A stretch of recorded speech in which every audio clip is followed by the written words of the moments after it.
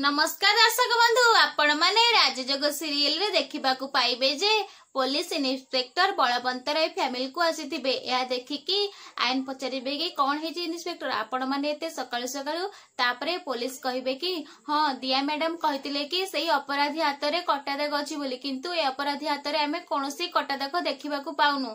तापरे सीधे एपटे मने मने भाबुथिबे कि जदि दिया एबे सब कहिदेबे सत कथा ताहाले मो पई विपद होई जिवो एमिति मने मने भाबुथिबे, किंतु दिया सेमिति किछि भी कहिबेनी। से कहिबे कि हाँ मु कटा दाग काटिथिली सत छुरी रे, किंतु तार बोधे ड्रेस सिर जाई ता हाथ रे बोधे से छुरी बाजिनी सेथि पई ता हाथ रे कटा दाग नाही।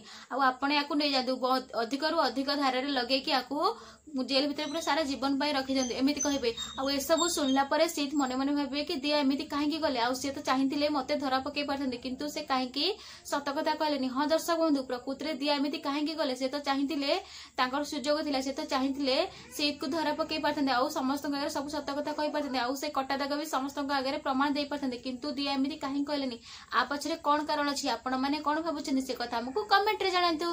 नमस्कार दर्शक बंधु, रहूची धन्यवाद।